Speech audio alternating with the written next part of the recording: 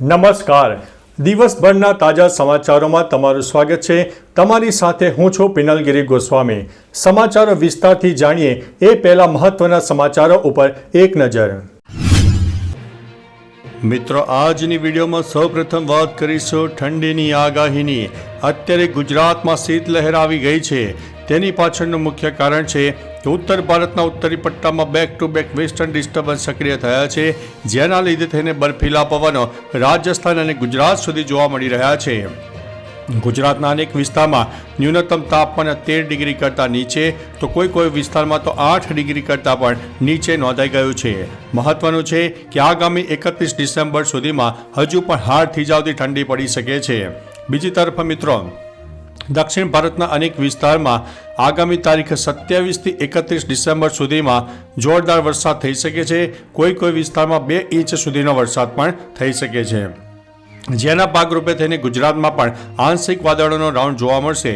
ગુજરાતમાં વરસાદ પડશે કે નહીં, તમામ પ્રકારની માહિતી પણ તમને અવારનવાર આપણી વિડીયોમાં આપતા રહીશું. મિત્રો, અન્ય મહત્વના સમાચારની વાત કરીએ તો પાત્રતા વગર PMJAY કાર્ડ બનાવવાનું કૌભાંડ. અમદાવાદના ખ્યાતિકાંડ બાદ વધુ એક મોટા કૌભાંડનો પર્દાફાશ થયો છે. ખ્યાતિકાંડની તપાસ કરી રહેલી ક્રાઇમ બ્રાન્ચે પાત્રતા ન હોય તેવા લોકોના PMJAYના કાર્ડ બનાવી દેવાના કૌભાંડનો પર્દાફાશ થયો છે. અમદાવાદ ક્રાઇમ બ્રાન્ચે 6 લોકોની અટકાયત પણ કરી હતી. આ રેકેટમાં ખ્યાતિ હોસ્પિટલ પણ સામેલ હોવાનું સામે આવ્યું છે. ઉપરાંત અમદાવાદ પૂરતું નહીં પણ દેશભરમાં આ કૌભાંડ ચાલતું હોવાની પણ આશંકા છે. મિત્રો, અન્ય મહત્વના સમાચારની વાત કરીએ તો નકલી ઈડી કાંડ. આપ નેતાઓ સાથે ઇટાલિયા સામેથી હાજર થવા ગયા. ગાંધીધામમાં નકલી ઈડી પકડવાના મામલે રાજ્યમાં રાજનીતિ ગરમાઈ છે. પૂર્વ કચ્છ એસપીએ મુખ્ય આરોપી અબ્દુલ સત્તાર માંજોઠીએ ઠગાઈના રૂપિયાનો હિસ્સો આમ આદમી પાર્ટીના કાર્યક્રમમાં ખર્ચો હોવાની વાત કરી હતી. આ બાબતે ગોપાલ ઇટાલિયા અને મનોજ સોરઠિયા સહિતના આપના નેતાઓ સમર્થકો સાથે ગાંધીધામ A ડિવિઝન પોલીસ મથકે પહોંચ્યા હતા. આ મામલે પોલીસે મૌન ધારણ કરી લીધું છે. મિત્રો, અન્ય મહત્વના સમાચારની વાત કરીએ તો ગેરકાયદેસરો દબાણ ઉપર તંત્રનું બુલડોઝર ફરી વળ્યું. આંકલાવના આસોદર ચોકડી વિસ્તારમાં ગેરકાયદેસર દબાણો ઉપર તંત્રએ બુલડોઝર ફેરવ્યું છે.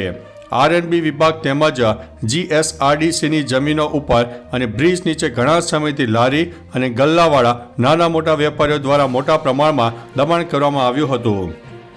પોલીસ બંદોબસ્ત સાથે 200 જેટલા ગેરકાયદેસર દબાણોનો સફાયો કરાયો હતો. R&B અધિકારીએ જણાવ્યું છે કે 3 વખત નોટિસ આપી સ્વેચ્છાએ દબાણો દૂર કરવા તક આપવામાં આવી હતી. મિત્રો, અન્ય મહત્વના સમાચારની વાત કરીએ તો ભિક્ષા આપનારાઓ સામે થશે FIR. મધ્યપ્રદેશના ઇન્દોર શહેરમાં વહીવટીતંત્ર દ્વારા એક મોટી જાહેરાત કરવામાં આવી છે. સોમવારે શહેરના એક ટોચના અધિકારીએ માહિતી આપી હતી કે 1 જાન્યુઆરી 2025થી ઇન્દોરમાં ભિખારીઓને ભિક્ષા આપનાર લોકો સામે પણ FIR દાખલ કરવામાં આવશે. ઇન્દોરને ભિખારી મુક્ત કરવાના લક્ષ્યને હાંસલ કરવા તેના પ્રયાસોના ભાગરૂપે વહીવટીતંત્રએ આ નિર્ણય લીધો છે. મિત્રો, અન્ય મહત્વના સમાચારની વાત કરીએ તો મહાકુંભની તૈયારીઓનો ડ્રોન વિડીયો સામે આવ્યો છે. ઉત્તર પ્રદેશનું પ્રયાગરાજ હાલ તો ઘણું ચર્ચામાં રહે છે, કારણ કે આ જ શહેરમાં મહાકુંભ યોજાય છે. ત્યારે મહાકુંભ 2025 માટે જોરદાર તૈયારીઓ ચાલી રહી છે. આ ચાલી રહેલી તૈયારીઓના આકાશી દ્રશ્યો પણ સામે આવી રહ્યા છે અને આ એક ઝલક ડ્રોન વિડીયોની જોવા મળી છે.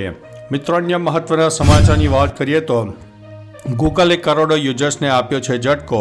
નવા વર્ષ પર ગૂગલ તેના લાખો યુટ્યુબ યુઝર્સને મોટો ઝટકો આપવા જઈ રહ્યો છે. એડ વિના યુટ્યુબ પર વિડીયો જોવાનું હવે મોંઘું થશે. રિપોર્ટ અનુસાર કંપની જાન્યુઆરીથી યુટ્યુબ પ્રીમિયમ સબસ્ક્રિપ્શન પ્લાનને મોંઘા કરવા જઈ રહી છે. રિપોર્ટ અનુસાર હાલમાં યુટ્યુબ પ્રીમિયમના બેઝિક પ્લાન માટે $72.99 ખર્ચવા પડે છે. પ્લાન રેટમાં સુધારો થયા પછી તેનો ખર્ચ યુઝર્સને $82.99 થઈ જશે. મિત્રો, અન્ય મહત્વના સમાચારની વાત કરીએ તો ગુજરાત સફળતાના શિખરે. કેન્દ્ર સરકારના ઉદ્યોગ મંત્રાલયના ડેટા મુજબ 2024ના જાન્યુઆરીથી જૂન સુધીમાં જ ગુજરાતમાં સૌથી વધુ રોકાણ કરાયું છે. ઇન્ડસ્ટ્રીયલ ગ્રોથમાં ગુજરાત સમગ્ર દેશમાં બીજા સ્થાને જોવા મળ્યું છે. પહેલા નંબરે ઓરિસ્સા છે. કેન્દ્રના ઉદ્યોગ મંત્રાલય હેઠળ આવતા department of promotion of industry and international trade થકી આ જાણકારી મળી છે. આવનારા સમયમાં હજુ પણ નવા પ્રોજેક્ટ અને નવા રોકાણ ગુજરાતમાં આવી શકે છે. મિત્રો, અન્ય મહત્વના સમાચારની વાત કરીએ તો 1 વર્ષથી ધૂળ ખાઈ રહી છે આ સાયકલો. દાહોદ જિલ્લાના દેવગઢ બારિયા તાલુકાના મેઘરા ગામની આશ્રમ શાળામાં તંત્રની બેદરકારી સામે આવી છે. આશ્રમ શાળાના પટાંગણમાં સરકારી સાયકલો ભંગાર હાલતમાં જોવા મળી હતી.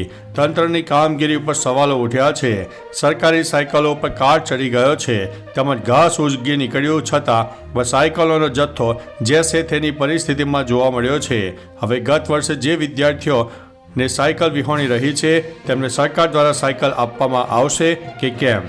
મિત્રો, અન્ય મહત્વના સમાચારની વાત કરીએ તો અખિલ વિશ્વ ગાયત્રી પરિવાર દ્વારા પ્રાંતીય યુગ સૃજેતા શિબિરનું આયોજન કરવામાં આવ્યું. અખિલ વિશ્વ ગાયત્રી પરિવાર દ્વારા પ્રાંતીય યુગ સૃજેતા શિબિરનું આયોજન કરવામાં આવ્યું હતું. 11,000 દીવાઓથી તાપી નદીનો કિનારો ઝળહળી ઉઠ્યો હતો. ડૉક્ટર ચિન્મય પંડ્યાજીએ ઉદ્બોધનમાં કહ્યું છે કે વિશ્વમાં ભારત જ એવો દેશ છે જેમાં યૌવન ઉંમરથી નહીં પરંતુ ઉદ્દેશ્યથી ઉચ્ચતાથી નક્કી થાય છે.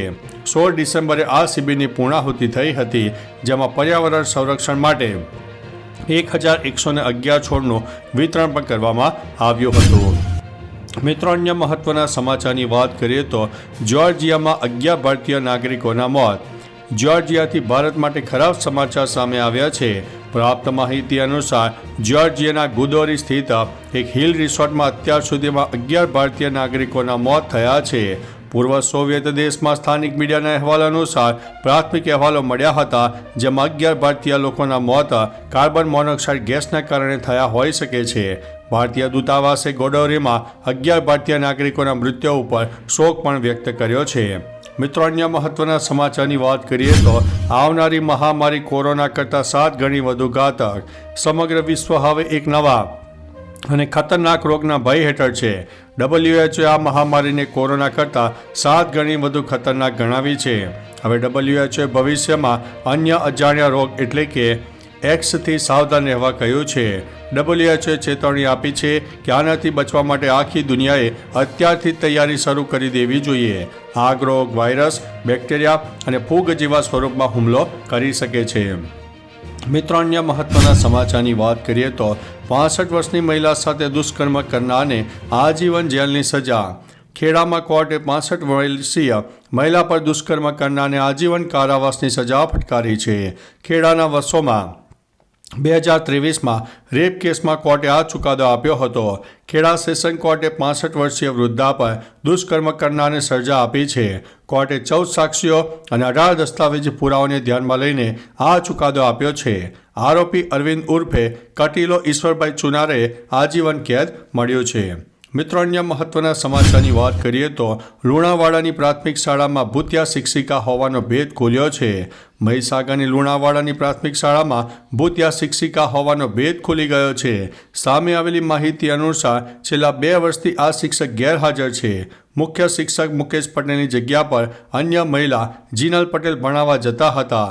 શિક્ષણ મંત્રીના જિલ્લામાં જ ભૂતિયા શિક્ષકોને લઈને સ્થાનિકો અને વાલીઓ અનેક સવાલો ઉઠાવી રહ્યા છે. લુણાવાડાની તણછિયા પ્રાથમિક શાળામાં આ ઘટના બની હતી. મિત્રો, અન્ય મહત્વના સમાચારની વાત કરીએ તો 88 વર્ષની ઉંમરે પિયાનો પરીક્ષા પાસ કરી. કહેવાય છે કે ઉંમર માત્ર એક નંબર છે. ઇંગ્લેન્ડના 28 વર્ષીય રે એવેગિલે આ વાત સાબિત કરી દીધી છે. આ ઉંમરે તેમણે ગ્રેડ 8 પિયાનો પરીક્ષા સારા માર્ક સાથે પાસ કરી છે. તેમણે 67 વર્ષ પહેલાં ગ્રેડ 7 પિયાનો પરીક્ષા પાસ કરી હતી. યુકેમાં ગ્રેડ 8 પિયાનો એ લેવલના સ્ટાન્ડર્ડ તરીકે ગણવામાં આવે છે. આનો અર્થ એ છે કે વ્યક્તિ પાસે સંગીત પર સારી કુશળતા અને કમાન્ડ છે. તો ચાલો મિત્રો, ફરીથી દેશ અને દુનિયાના સુપરફાસ્ટ સમાચાર લઈને મળતા રહીશો. ત્યાં સુધી અમને રજા આપશો. નમસ્તે.